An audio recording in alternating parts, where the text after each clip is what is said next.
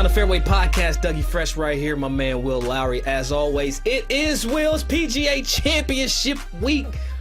Them boys traveling to Kiowa. They going to Kiowa? In my Kiowa, what's up, Paul? Hey, man. Hey, I love having Seth in here last week as we talked about it. We teased it a little bit. But, hey, before we get into the Andre Iguodala episode, you already know Beyond the Fairway is your home for all things swag and golf. We go behind the scores and highlights, give you what you kind of need, what you want to know. Like, who are these people? That's why you come to us. Me and Will got you. But, Will, what happened to Sam Burns this week, dude? Bro, I lost $15.78 this week betting on this dude, man. I just knew, given the fact that he just came off the Valspar, he knows how to win. He's been in that situation before. I just saw a stat. I thought it was kind of dope. This is his fourth time this week at the Byron Nelson by being the 54th hole leader. He has the most so far of being, having the lead at 54 holes in all of the PGA Tour this year. Then I'm thinking Black Chambly. And I'm just thinking and that's what happened. I investigate and I go with the numbers and I take an L. But I'm just thinking since he just won, so he knows how to win, and therefore he didn't win. So, shout out to Cage Lee, whatever, but I was just kind of disappointed, hurt my feelings. But, since we're going this PGA week, you think Colin Morikawa could, finish the back-to-back? I doubt it. The more interesting piece is, did Seth actually leave you those tickets? That's what I want to know.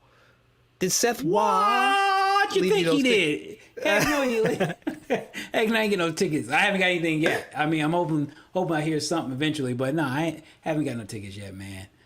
But I will find a gate to sneak in. Don't doubt that. Hey, man, you got NBC behind you. You can just show the badge. Oh, we don't have those yet. Wait a minute. No, that's okay. We're going to talk to some people about that. We're not there yet. We're not there to ask for badges from NBC yet. Easy. Will, we're going to get into those picks that you and I both have during our Andre Iguodala interview. But you know what? Let's just get to it. Let's get to it. Let's go beyond the fairway right now with Andre Iguodala. Beyond the Fairway podcast welcomes in the man, the myth, the legend, Mr. Andre Iguodala. What's going on, Dre?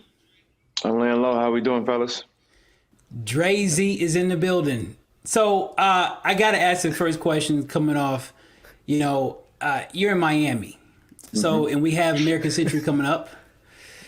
Are we expecting top five? Because, I know Miami have you guys working pretty hard down there, but are we expecting top five in American Century this year? Top five in terms of getting my invitation sent back, I would say that. I get it in early as possible, but in terms of top five finishes, not going to happen. I played 3 rounds of golf this year. So Three. That lets you know that oh man, there's a lot going in the brain right now. I'm suffering in life off the court. Hold on, how you in Miami, Dre, and got 3 rounds in, man? I know there's not a lot of golf like there in Miami, but as you start to venture out, there's a lot of golf to be played. So 3 rounds sounds like, hold on now, we gotta get this fixed. Yeah, we working, and the NBA's protocols, keeping everybody safe, is making sure we getting those tests in. Making sure when we land at 3 a.m. we getting our COVID test, and we wake up at 10 a.m. we get another COVID test, and then after the game we get another COVID test. So just making sure we're safe. So golf isn't a priority right now. Just making sure we get these games in. I don't know how y'all able to do them COVID tests safely, much, man. Safely. How can y'all doing the spit test or the nose test? Sorry, I gotta ask the question because I know the nose test, man. We're doing both, on, man. The nose test ain't that bad though. The nose test isn't that bad. That's because you raw to it now. Like, you know what I'm saying? Yeah, you get right. 7 tests a day. Gee, my nose is very clean. So are you still getting the thermometer utensil pointing at your head? We get that every day too. Yeah, every day. Okay. Yeah. All right. The whole 9. One way to freeze us. Go ahead. No, I just think it's funny. I was wondering, Will, when you were going to slide in that thermometer gun. I knew you was going to come back with it somehow. It's not a thermometer gun, Doug. You can't say that. It's not a thermometer gun. It's the thermometer with the trigger. You can't say that either. That is not. Go ahead, Doug. Hey, Dre, look, I know you've been playing golf. I know you got the bug. Tell me a little bit about how this golf bug how you got bit, because when people get bit, we tell everybody, man, it's over for you. And in the past, I want to say 5 years, I've seen your handicap just kind of go just straight down. So tell me a little bit about that. Yeah, so I watched Tiger growing up. I probably played. I went to 1 or 2 golf camps as a kid. Kevin Gamble, who was a big name from my town, played in the NBA. Had a great NBA career. He had a golf camp for the kids at the Boys and Girls Club. Kids in the hood to come out and experience something different. So, but I didn't have access to a golf course. So I probably went once or twice. Didn't know what I was doing, but I enjoyed it. So, I knew a little bit about it, and then obviously watching Sports Center, 3 times over and over again during the summers, and then watching Tiger. You into it. And then around college, we had to go to a couple booster events or whatever you call those things back then. Played once or twice, and I was like, "Yo, if I had an opportunity, I would play golf." You just don't have the time, and obviously being, I was with Nike for the majority, all my career. Had some Nike clubs sent to me, and then found a range and would go from time to time in Philly, but still didn't know where to go, didn't know how country clubs work. I might get invited once or twice, but didn't know what to do. Finally met some friends, and through different endorsement deals. My man Clark Miyazaki was over at Stance, a sock company. They got Bubba Watson. Got linked up with him, and we became really good friends. And he's a really good golfer. So started playing with him, started getting a little bit more interested in it. Really got the bug when I joined the Warriors. And one of our assistant coaches, Pete Myers, he was big into golf. And it's funny because I spent my summers in Chicago when he was there, and they had different groups, Antoine Walker, Gennaro Pargo, a bunch of guys that play golf in Chicago, basketball players that I never knew it. In the last 8 years I was there, they were right there at my disposal, just, didn't speak up like I was supposed to. So what happened was he taught me how to hit a draw. And he taught me, most golf instructors, they don't want you to leave, because once you figure out how to get your swing down, you know what I mean? Once you figure out your swing, you can start working on it on your own, and you don't need them as much. And it's actually not a good business model for them to teach you certain things in the golf swing. So when he taught me how to hit a draw, and, naturally we're these big banana slicers, and you're pointing further and further left trying to get it back. And he was like, the further you aim left, the further it's going to banana slice. And he was like, drop your right foot, aim the right field, turn the hands over, and it's going to come back. And when you hear the sound and it turned over, oh my God. So do you have an instructor now, like you go to consistently? I do have somebody now. And it's like the first, there's somebody that's an official swing instructor. Like that's what they do for a living. And I found a guy who's really good. And I've been practicing in the house. Like I don't go to the course, but I got a little golf mat here I putt on, and then I do some swings on just to get the certain angles. And it's like, just working on my backswing. And, with my man Roger Steele on Instagram.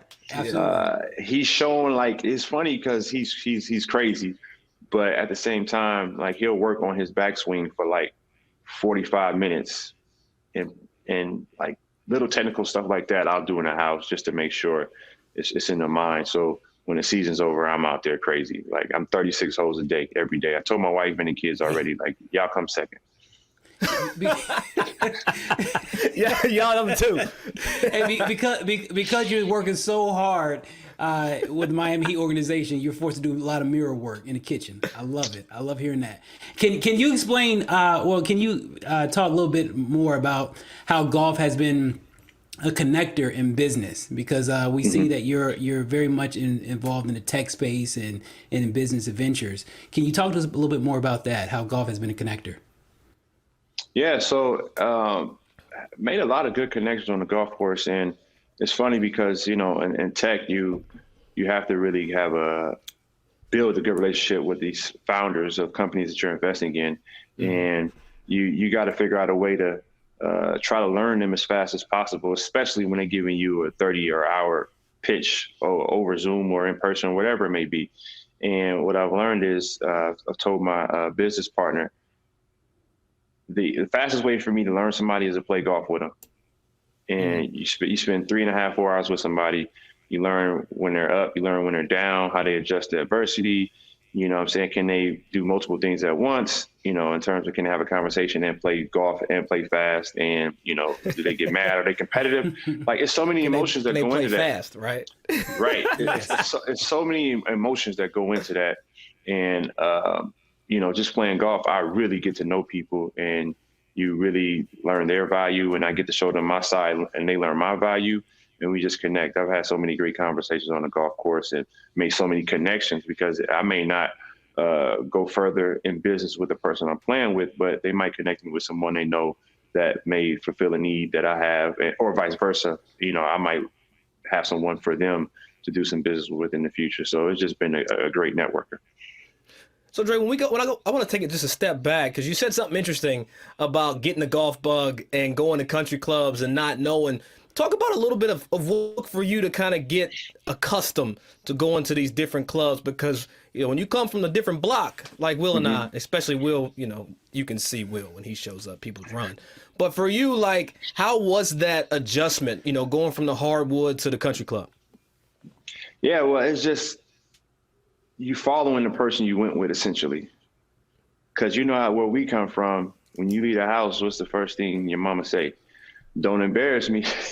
You know, so it's like second nature now. So it's like when you go out, hey, let me not embarrass us. So let me just follow the person I'm with. You know what I mean?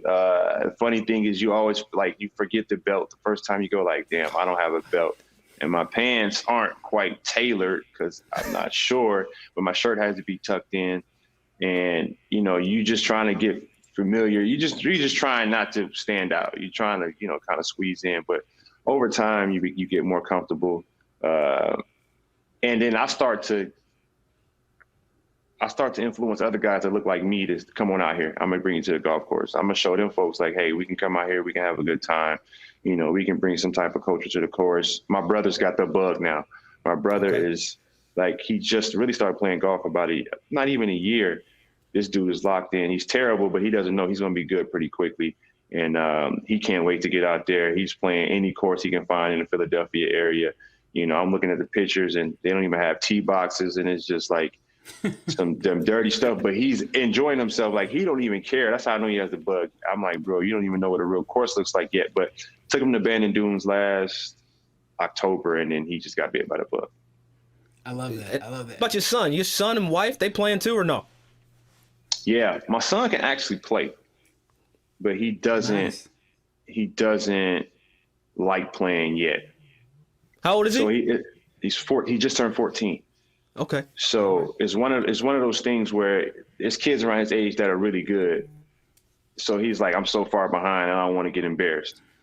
But I'm telling him, like, if they play basketball with you, they're gonna get embarrassed. But he doesn't. I'm trying to get him to understand, like, golf, that you can play for the next 60 years, 70 years of your life. Like, you're good. So just as long as you get the fundamentals down, he got the swing. He knows how to play, and I force him. But he'll start playing more and more as he goes on. My wife actually has the bug too. Like, my wife likes playing, but she's starting her own business, and she has a lot going on. So she's not able to play as much as she would like. And her dream in life is to have her own golf course, and she's thrown a majority of that responsibility on me. So your boy's working hard in the business world. So that's the goal in life, to get. Hey, low key, you got to be excited that they don't play, right? I just had a son. Everybody's like, Doug, you want your son to play golf? And I'm kind of like, no, I don't know if I want him to play. Like, so do you feel some type of, like, happiness that it can still be your place of solace when you go out to the course? So I did learn that a few times. Yeah. It's not always good for your significant other to be into golf just as much as you are. She's not into it as much as I am, and we get along on the course. But the one thing you will learn quickly is to never give them advice on the golf course. Never give your significant other any swing advice, any swing tips, anything on it. All you just say, good job, pro. Good swing, pro. There you go. Good shot, pro. And everything will be wonderful on the course. Hey, tell your son, in the game of golf, it's better to be great late than good early on. So please tell him to stick with it. I appreciate that. That's one of the Will Lowery wisdoms of the day. But one of the questions I have, do you feel I want to kind of go back on when you said, follower of a person. So, do you feel that since you're in the fourth quarter of your basketball career, do you feel that? Okay, overtime. Sorry, overtime of his basketball career. Double overtime. Double. do you in being a ambassador of the game of golf, do you feel that do you stress financial responsibility to the young players as far as investing and helping them kind of move in the direction that you're doing? And the second part of that question is, it's a great opportunity to talk about golf tech. Like, have you invested anything in the golf tech space in your portfolio? Great question. So the first one is, definitely trying to be at the forefront in giving players that financial literacy or that financial advice, or putting them in the right situations to gather the information for themselves and put it to use for the rest of their lives and for the next generation. We all are in this unique position to really start generational changes in how wealth is distributed to African Americans, because historically it hasn't been. So I had the Players Technology Summit, which we started 4 or 5 years ago, where we essentially merged sports, culture, and tech. And we have founders, CEOs, VCs, from different stages of their careers, whereas startups in seed series all the way to companies that have IPO'd and have great success. So giving these players the opportunity to see what it's like in investing in the tech world, and we've had great we've had a great attendance each and every year where we've had to turn people away. So, kind of built that brand where players know if they want to get into this space, which a lot of players have, and a lot of people have, is in the entertainment industry, and we want to go beyond it just being a vanity or a cool play at the moment. We want them to know that, there's some funds out there that have been around for years and years and years. And it's similar to the golf world, where there's a setup is we haven't been able to get our foot in the door. And there's been, we had to knock down a door. And there's been a few folks, I will say, that have given me the opportunity to look at their portfolio and do some work on my own and just give me the access. And I took it and ran with it, and I'll ever be forever thankful and grateful for them. But it was time for me to take it and bring it back to my guys. Like I said, just like on the golf course, I got to go get my guys, and we got to knock down some doors. So that's what we're trying to do in the tech space. And in terms of sports tech, I don't do too many sports tech companies, I will be honest. Most of the things I do are really tech centric, whether it be in the marketplaces, fintech, and software, SaaS, software as a service companies, enterprise specifically. So got some big news coming right after the season, like really, really big. And it's something I'm really proud of that you'll hear about. But I have gotten a few things on my radar. Will, you sent me something with the golf ball. I've had a conversation with Mark Cuban. That was in 2013 in terms of how it was, they wouldn't be able to change the integrity of the golf ball. So it'd be hard to put a tracer in the golf ball, but that was something he looked at. Obviously he sees hundreds of deals daily. Yeah, absolutely. Daily. The Whoop CEO, we had like a table talk, like 2016. I could have invested, but I didn't. You miss them. So I learned that you miss. But it sound like this is some of competitive realm as well. Like, does investing get competitive? Oh, definitely. It's funny because I got one of my young guys on my team. He's younger in NBA years, but he's older in age, and he's really into it, and he's had some brilliant education throughout his life. And he's having conversation. And the other day he was like, Dre, some guy was telling me, he sees you on a lot of cap tables. And I'm like, oh, you know what that means? And, it just conversations just are flowing. I'm like, yo, it really gets competitive, because it's like, I'm watching to see who's on the cap table as well. I'm looking for any African-Americans that are on the cap table, because we're few and far between on these, on these deals that are getting done. So it gets very competitive. And at the end of the day, like, I'm starting to see a lot of these successful investors, it's not always about the money. It starts being about the competition, and they keep score. Like, what did I miss on? What did I get right? What did I get wrong? And I start to pick it up at the same time, and hopefully I get to that point where, I'm like, yeah, I don't even care about, the returns. I just care about, how I size up against, those that have been doing this for a very long time, or those that have tried to keep us out of this space for a long time. Now, Dre, look, I got to ask you, because there's a lot of knucklehead ass investment opportunities when you get to the league.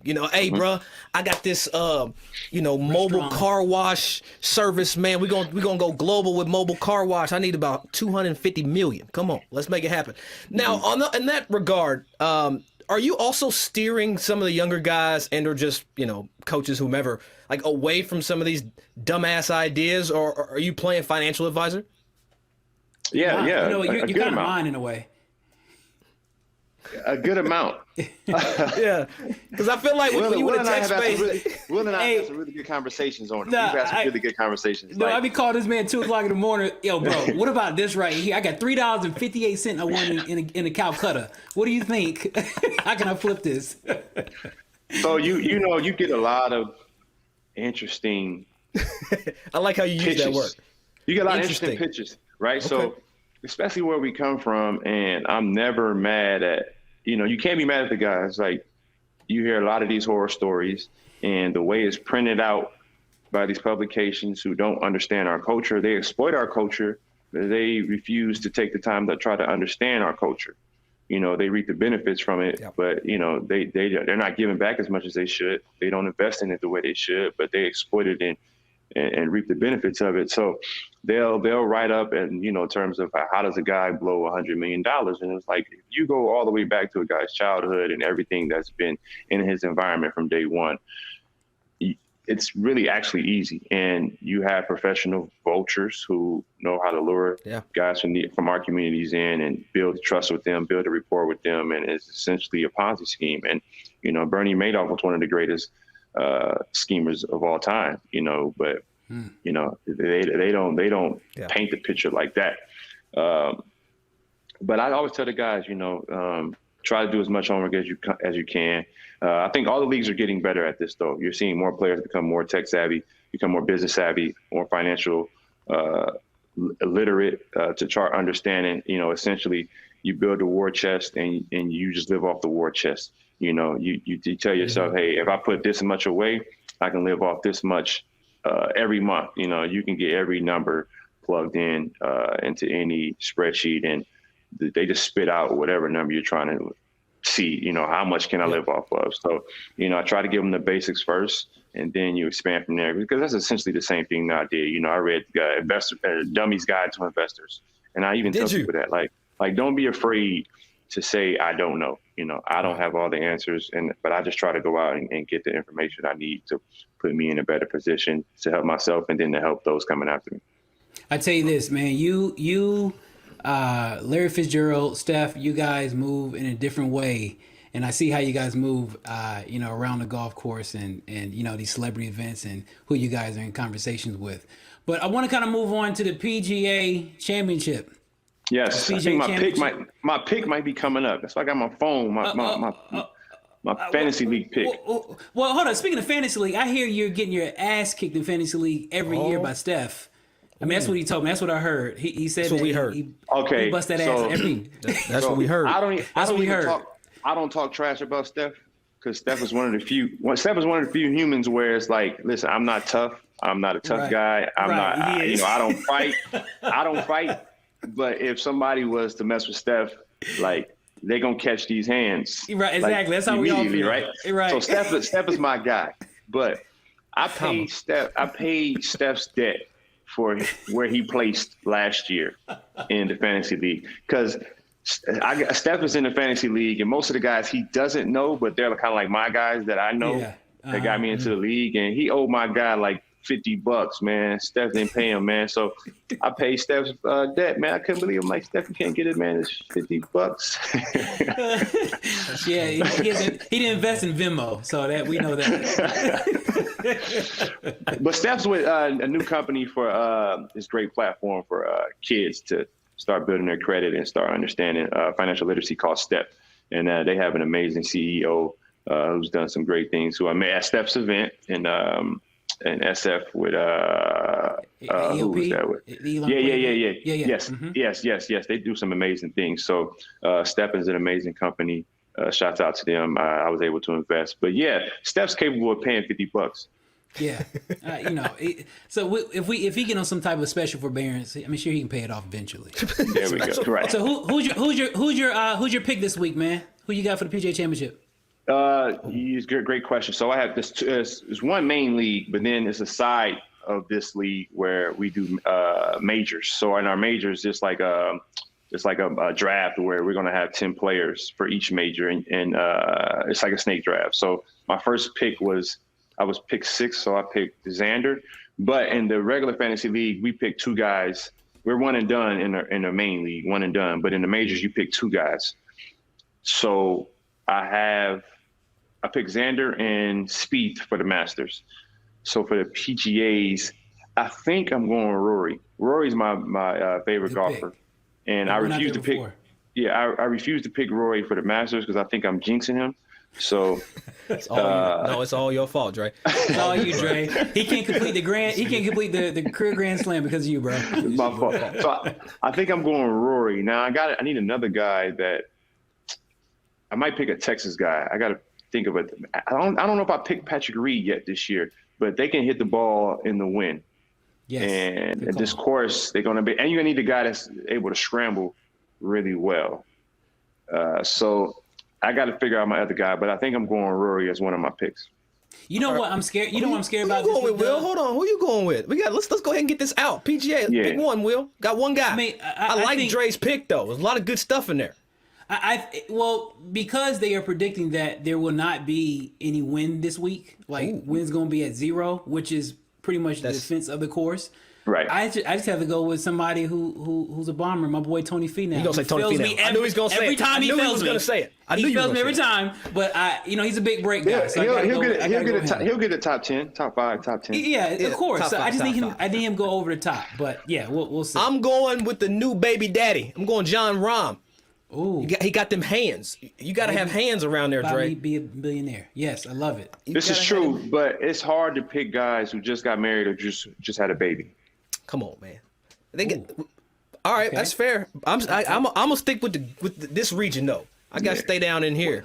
We're talking about culture, and as an NBA player that's in double overtime, as somebody that's an avid golfer and somebody that's heavily in tech, do you feel when you are out and about around the world that you are an ambassador for golf? And if so, kind of how do you manage to make sure you're putting your best foot forward to show people that look like you can actually come into the game?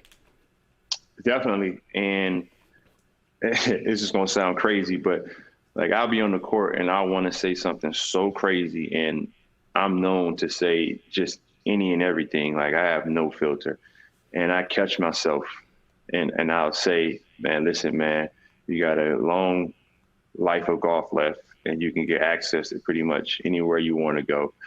Don't mess this up by somebody making a bad call. So let's just calm and collect yourself and go on about your business. So golf has saved me from getting a lot of texts and ejections. But yeah, definitely, man. It's just how you move. I'm watching in all seriousness, I'm watching guys like Tony Romo, who's able to do all these different things where he's, doing one of the highest paid football announcers. But at the same time, there's talk that, he's with CBS, right? So he can do some golf coverage at the same time. And then and there's so much money, high-end money in golf that we've never had access to. And I always tell myself, why not? Steph has the opportunity to do whatever, but he's got too much money. He don't have enough time to, that's beneath Steph. And I'm saying that. Yeah. So they forget about him and think about someone else who can actually play golf and actually speak the game and take some of that and get it to, I bring it back to Steph's events, and whatever he needs, I got him. So I'll take it from you, Steph. Don't worry about taking all the money. Just leave some for us. I love it. Hey, we did have Steph on here a couple episodes ago, and he told us a very interesting story, and I want to hear it from you. talked about the 2005 championship game. He says, y'all, after he threw the ball up in the air as he wasn't supposed to do, he said you caught it and ran up to him and said, we going to Augusta. Now, Dre, I got to understand, you had just won a finals MVP and a world championship, and you was worried about Augusta. Come on, man. Yeah, like how'd you play in Augusta too? That's 102. How did that go anyway? Okay, so the bug had really got me at that time. So I remember we had made the finals. This is 2015, so we had just made the finals. We won the Western Conference Finals, so we were going to the finals. And the next day I was on a golf course with Pete Myers, who, that's how I got bit by the bug. So he was like, I know exactly where we were too. And he was like, hey man, you crazy as hell. Like, y'all about to go to the finals and you out here playing with me. And I'm like, bro, like, I'm trying to play every day. He was like, hey man, get ready for practice tomorrow, man. But we played 18, had a good time. So I was really bit by the bug at that time. And when you win the finals for the first time, you don't quite know what to do. Like, that last minute and a half felt like 5 hours. Damn. Like, the game just wouldn't end. I'm like, yo, we're not going to win. Like, they're not going to let us win. Or J.R. Smith, he really hadn't made too many shots in that series, but the last minute and a half, he didn't miss. And I was missing free throws. And I'm like, yo, like, this game is not going to end. It was like you in the maze, like you're in the Matrix. Like, this just ain't going to happen. Like, they just stalling us. But when the buzzer goes off, you're like, oh, shit. Like, oh, we won. So you just like, and then you don't know where to run. Like, what do I do next? It's like, what do I do with my hands? It's like, right. I don't know where to go right now. And then I just saw a step through the ball up, and instincts just come into play. Instincts come in. Where we come from, like, it's scarcity. So you just, it's instincts to go get what is valuable. Like, let me get what's valuable. Like, so I'm like, oh, let me get that. So, and then I caught the ball. I'm running around crazy. I remember my teammate Justin Holiday grabbed me, and I told him to get off me. I'm like, get off me, don't touch me. And I'm thinking back, like, why did I do that? Like, I just didn't know what to do. And then finally it settled in, and I'm hugging everybody, and I'm just so elated. And then it hit me like, man, like, most people want to go to Disney World. Man, we going to Augusta. Like nothing else really matters right now. So it was just a cool moment, and that was really special. And no, finals, but we going to Augusta.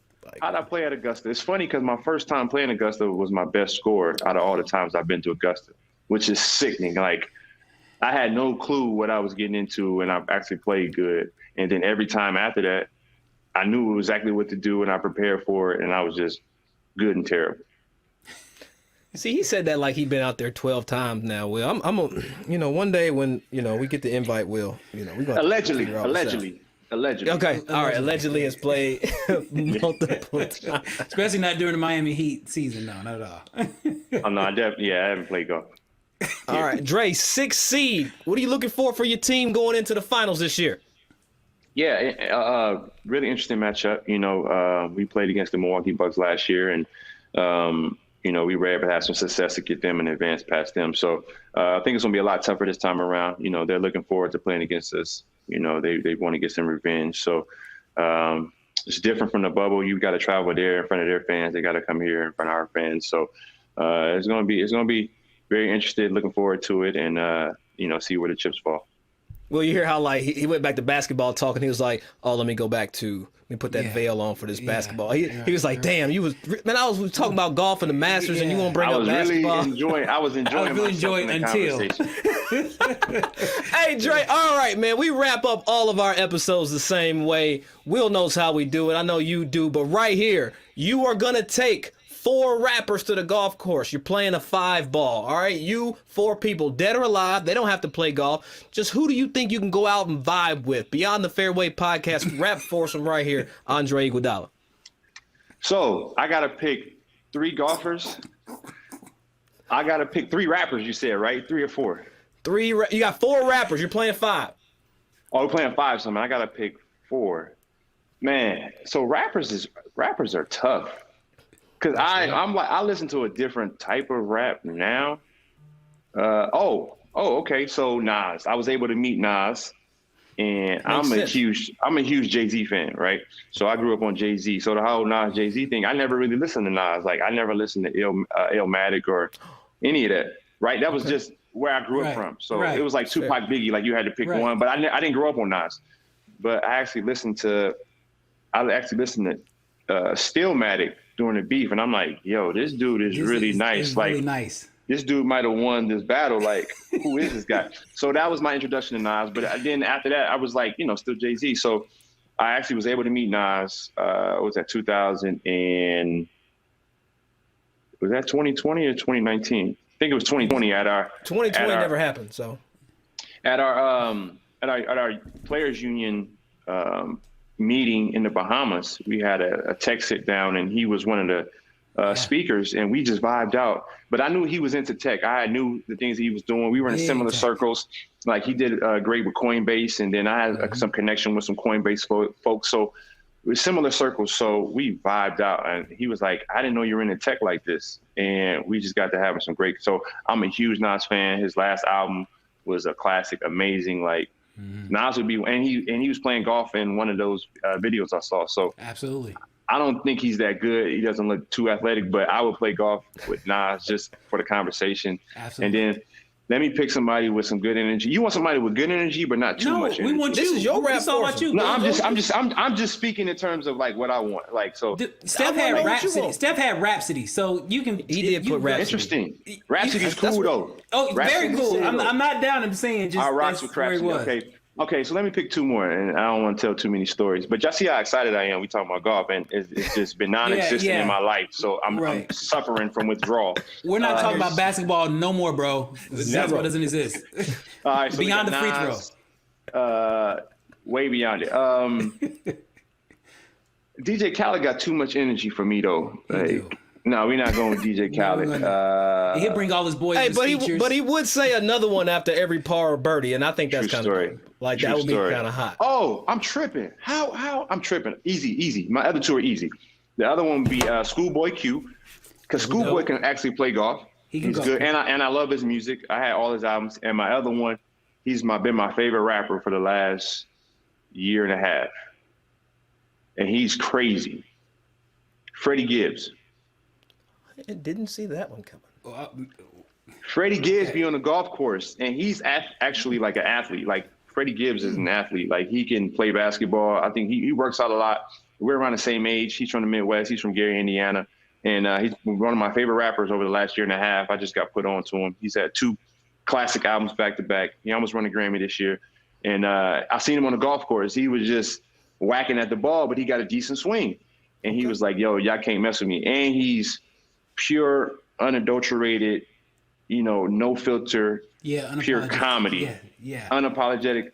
He'll say any word. I mean, how many he that look over the shoulder dude at the course.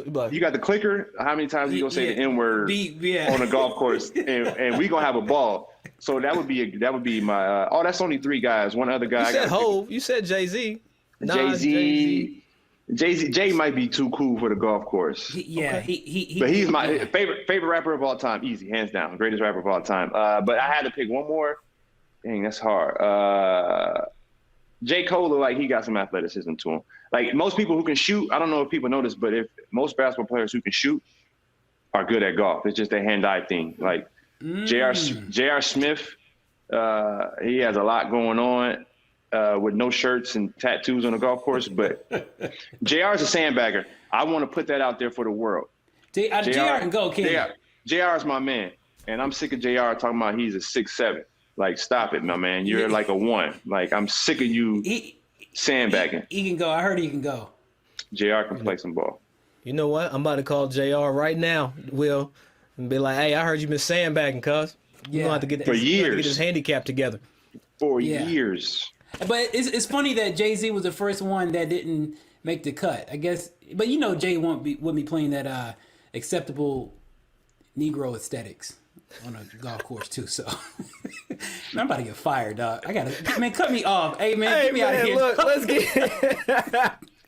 Hey, Dre, man, we appreciate you coming in here going beyond the fairway with Will and myself, dog. Hey, all the best to you in that other sport that you play, but when you get back to the course, my man, me and Will going to link up with you. It's going to be all love. And we might pull JR to see if he really does sandbag, because we'll have to call his ass out on that. But, hey, thank you for your time this morning, man, and nothing but health and wealth to you, brother.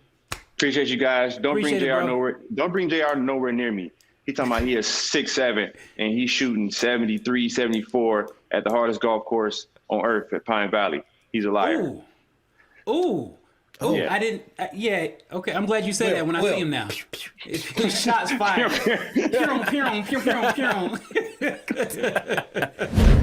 You know, I don't think he's getting to play the amount of golf that he thought he would play, especially when you move to like a Miami. You know what I'm saying? You think you're going to get out and play some golf. But 3 times, Will. Man's only played 3 times since he's joined the Warriors. Now, I know there's the bubble and all those types of things and multiple COVID tests. I mean, this man's nose is raw from all these COVID tests. I don't know if he got more spit to give. But I was disappointed to hear, man, the lack of golf he's getting to play, Will. Yeah, it's tough. I mean, we know his nostril injuries are increasing. But the fact that his ability to play golf is not increasing during the season is tough. But yeah, man, you know, I have to say, I don't know if he's trying to tell us something, you know, given the fact that, you know, he only played 3 times. I know it's got to be tough for. He's trying to sandbag. He's trying to sandbag. Is that sandbag? He may be playing. He's trying to. He's setting it up. Not in sunny Miami. There's no way. I mean, there's no way. 3 times? I don't. But speaking of sandbagging, I do enjoy hearing the fact that J.R. Smith has been sandbagging his handicap. That's not from me, J.R. It's not coming from me. It's coming from Andre. Says you're a 1 handicap playing to a 6-7. Aired out. That was an exclusive right here on Beyond the Fairway, Will. And J.R. gonna have some splaining to do, bro. Yeah, and given the fact all the J.R. tattoos, you can't help but believe that he's damn a 25 handicap. But You're not supposed to judge a book, Will. We don't do that here in Beyond the Fairway. That's the book I'm judging right there. If people judge me, I can judge that. I have the license to judge. So, yes. It's like dreads versus tattoos. Now y'all banging on each other. Okay, all right. Exactly. Somebody's set tripping. Yeah. Okay, well, neither one of those things are accepted in golf, well, formally, but they are now. Y'all making it cool, man. But you know what? One thing that I do find interesting is how savvy Dre is as relates to investing, so much so that he's been your financial advisor. And he's also taken some of the younger guys in the NBA under his wing to say, hey, man, don't invest in that bubblegum company, dog. Let's do some real stuff over here where we can see some gains. Yeah, I mean, you got to think about it. He is really, I think he would really be acceptable to, he may receive the ability to try to carve out a lane in the golf world, to try to figure out how to advance golf life, so to speak, or advance the movement and the momentum of golf amongst African Americans, as far as, you know, investing in the tech ways through golf, and finding avenues through companies with a tech arm or golf arm to it is something that he seems like he's trying to pan out and figure out. So kudos to him, man, because he's making moves that not a lot of athletes with that platform are doing. Especially in the absolutely. Yeah, absolutely. Using his platform to his advantage, Will, but it is that time. And before we get to that time, shout out to Dre, man. Thank you coming in here, man, going beyond the fairway with Will and myself. Brother. But, Will, people starting to get used to it. So let's give the people what they want, Will. Yes. Do you know what I'm talking about? Do you know? I think I do. I have an idea. You got an idea? Go ahead and say it, bro. Go ahead. I'll just say it. Shank of the week! Shank of the week. Who you got this week? You know what? I'm just going to be... Mine's very simple. It's nothing long, nothing large. You know what? But I am going to give it to Phil Mickelson. Phil Mickelson? Phil Mickelson has earned the Shank of the Week. He didn't do anything to me. But you know what? I'll tell you what he did do. A couple weeks ago, USGA had offered him a special exemption to the U.S. Open. He feels like, nah, I want to earn it. I want to go out there and get it. I want to make it mine. Over the weekend, we get word that, hey, Phil said, yeah, you know what? Let me have that. That thing we was talking about that time, let me go ahead and get that. Let me, like it was some extra sauce at a restaurant. Like, no, I didn't want, let me go ahead and put that on this steak right here. So, Phil, you're getting the Shank of the Week because you went back on your word. You said you wanted to earn it, and then you said, you know what? I'm done. I'm not going to do that. Let me go ahead and sign this paperwork and get my ass into this year's U.S. Open Championship at Torrey Pines. Phil, can you get it done? We saw a glimpse of hope there in Will's hometown in Charlotte, the Quail Hollow, Are we going to see it at Torrey? I hope so. I wish you well. But you have earned, sir, Shank of the Week. Damn, Phil, that man gave you Shank of the Week. All right, so my Shank of the Week is a little different. You know, it's not a lot of LOL and LMAO in this one. It goes to a mini tour player by the name of Daniel Bowling. He just recently just competed in the U.S. Open qualifier down at Orange Street in Orlando. Finished top 35th, didn't make it. But this guy is deemed as a dangerous online predator. Daniel was charged allegedly for traveling to meet with a minor and attempting lewd and lascivious molestation acts, according to Orlando officials, Orlando Authority. So therefore, he gets Shank of the Week, and he may be getting certain type of shanks in jail too. So right now he's a guy I'm not a fan of. He could have been your playing partner one day, Doug. You need to know your playing partners too. I encourage everybody to understand and know who their playing partners are.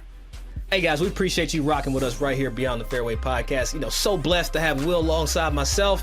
And you know what? We'll be back next week to do what we do. You know, I'm enjoying this, Will. I'm really starting to feel like this is our thing. You know what I'm saying? Holla at us, rock with us, follow, listen, subscribe. You know what to do. Wherever you get your podcast, that's where we at. And share this with your mommy, auntie, and cousin and them. We'll be right here next week. Golf Channel NBC. Holla. I can't get funny after that one. Can't get funny at that Shank of the Week. I just got to sit here and take it.